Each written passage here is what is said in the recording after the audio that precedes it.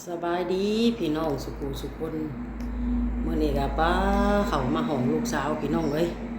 ใยแมงหมอกใยแมงมุมเต็มอยู่เลยตะกะบาดลูกข่อยเมื่อนี้สิมาปัดมากวดมาอนามัยห้องลูกเด้อพี่น้องเด้อป้าลูกหลา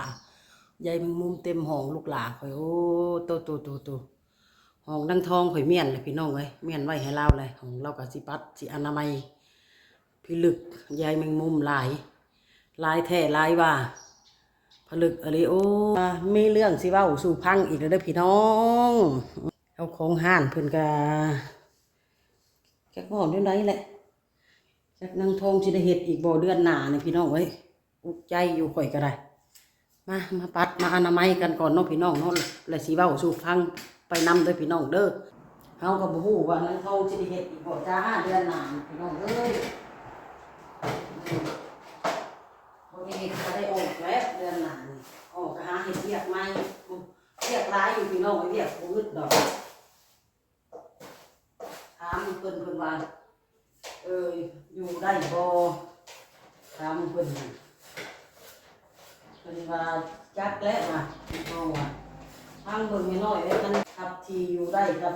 ใครอยู่ยากก็สิบ่อยู่ก็หาเวียกอื่นให้เฮ็ดนี่ทางเบิ่งเดือนหน้า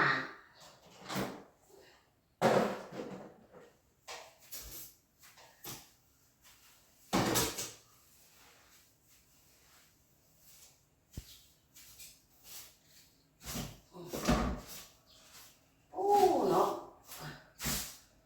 โอ้ยยายแมงมุมนี่เนาะมันบ่ถึงมันตีบัดโอ้ตัวแม่งเก็บๆอยู่นั่นนี่แม่งอันนี้ก็หลายอะไรเถอะตายบ่อยากเฮ็ดก็บ่เฮ็ดข่อยว่าเมื่อยแล้วก็เศร้าเพราะว่าเฮ็ดเวียกมัดมื้อมัดคืนยืนมัดยืนอยู่มัดมื้อไอ้พี่น้องไอ้4 โมงแรงฉันเดินได้กินข้าวเช้ามันโทรมาสิเฮ็ดเวียกก่อนพี่น้อง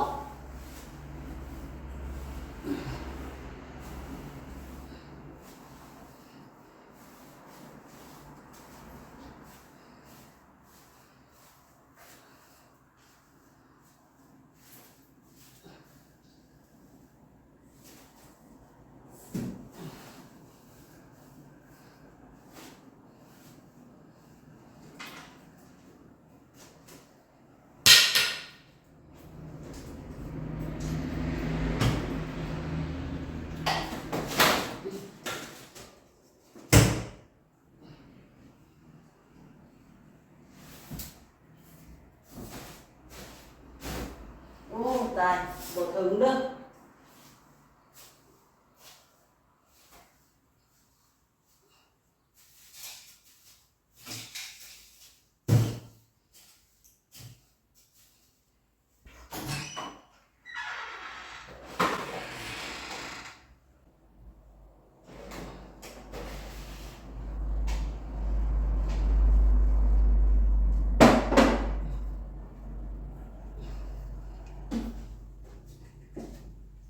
สิซะ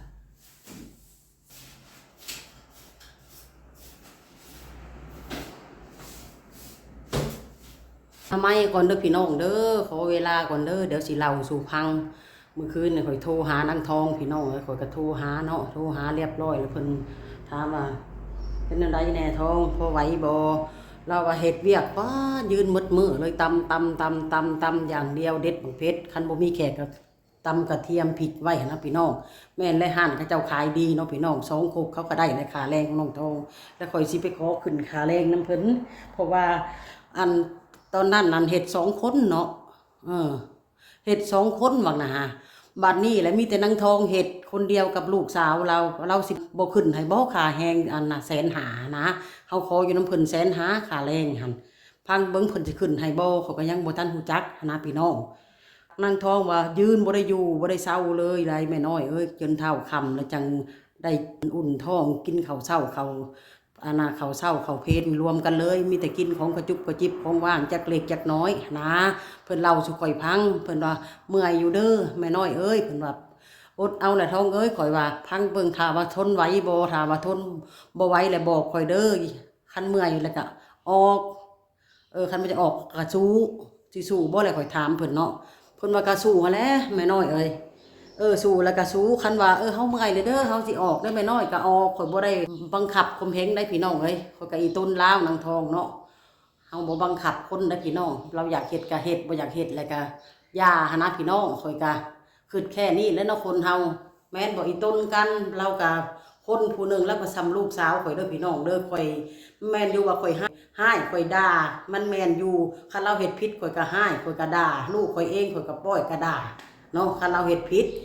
คันเราไปเฮ็ดเวียกเฮ็ดงานคือจังซี่หาเงินหาคำคือสิข่อยก็แพงคือกันพี่น้องนั่นก็เป็นห้องของเราข่อยก็เมียนมัดไว้ให้ห้องนะคะสิปัดสิปวดเมียนมัดไว้ให้เราสิหาเงินมาเฮ็ดเพดาน2 เดือนก็ได้ดอกเพดานน่ะข่อยว่าโทรศัพท์เราก็อยากซื้อและอดเอาข่อยบอกเนาะเราว่าอดเฮาอดยืนบ่ได้อยู่ได้ตอนนั้นนั่นเฮ็ด2 คนบางนั้นเฮ็ด2 คนกับนางเตยผัดพากันไปหาเล่นหาเที่ยวเนาะเราละอยากให้ออกบัดนี้เราก็ให้นางเตยออกพอนางเตยออกเลยค่าแรงเราก็ยังโทรมื้อละ100,000พี่น้องค่าแรงนะวันที่23 24น่ะข่อยสิไปขอขึ้นค่าแรงอยู่น้ำลาวเพราะว่านางทองเฮ็ดผู้เดียวเลยเด้กับลูกสาวตอนนั้นก็ยังเฮ็ด2 คนกับนางเตยเนาะพี่น้องเนาะนางน่ะก็วันละ100,000นางทองก็วันละ100,000แล้วก็ยังเสีย200,000แล้วก็ยังเสียให้ได้หานะพี่น้องเลยค่อยสิไปขอขึ้นค่าแรงอยู่น้ำลาวว่าเฮาสิขอวันละ150,000ให้นางทองเฮ็ดได้บ่เพราะว่าเวียกมันก็ยืนหมดมือเวียกมันก็บ่แม่นธรรมดาเด้อพี่น้องนักอยู่ใดว่าสิซะทุกคนแนวนั้นเด้อพี่น้องเด้ออ่านพังเบิ่งค่อยสิไปขอขึ้นค่าแรงอยู่น้ำลาวเบิ่งนางทองเราก็เมื่อยมันหลายเวียกนักรู้ได้ทางทองยืนตำคันวันผักกะเด็ดมะเพ็ดไว้มะพร้ายไว้กระเทียมกระเทิมของเราเห็ดเองมดปลาแดกปลานายกับของเราเห็ดเองมดอีหยังเราก็เห็ดเองมดกระเทียมต้องแกะต้องปอกไว้หนะพี่น้องเนาะไอ้กระพริกก็ต้องเด็ดขวนออกไว้ได้คันวันหยุดก็ได้พี่น้องอาทิตย์หนึ่งหยุดเทื่อนึงเฮ็ดเวียกอยู่ครึ่งมื้อหันให้50,000มื้อหยุดนะพี่น้องแล้วค่อยสิขอขึ้นบัดนี่ขอขึ้นอยู่น้ำลาวให้วันละ150,000หยุดนี่ให้100,000วันหยุดนี่ก็ให้เราให้100,000กว่าสิซะเนาะแม่นบ่ทุกคนเนาะอีต้นนางทองโอ้ยเวียกหนักหลายเรายืนหมดมือเลยบุกพังเบิ่งว่าเราสิไหวหรือบ่ไหวพังกันไปพี่น้องเราสิสู้หรือบ่สู้มาเมียนเพื่อนบ่เด้อพี่น้องเด้อยายในมุมอยู่ลูกข่อยเรียรอตัวนี่ยายพ่อตบมันเอาเข้านะครับ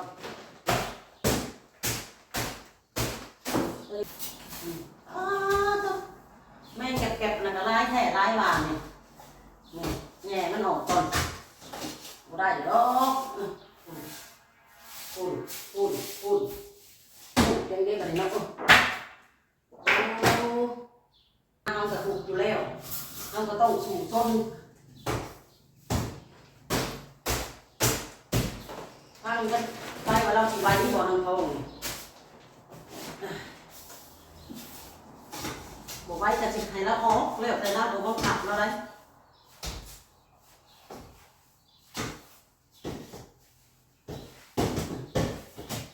คือมาหลายแท้แม่งเก็บเนี่ยโอ้หลายแม่งอันนี้ตายลูกนี่มันแบบมาอยู่ในช้าเลยนี่บอกของลูกข่อยบ่ไม่เส้นแล้วพวกเจ้ามาอยู่นี่เอาแต่เอามาตัวบอกอันละไม่บอกลูกก็ได้ดอก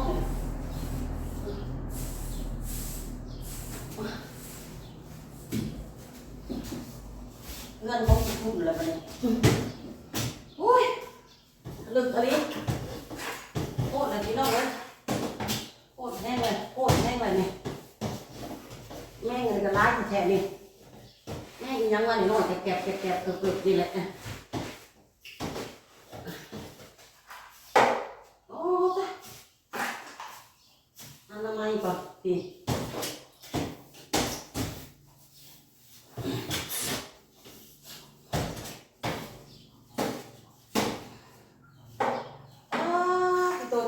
โตโคตรโต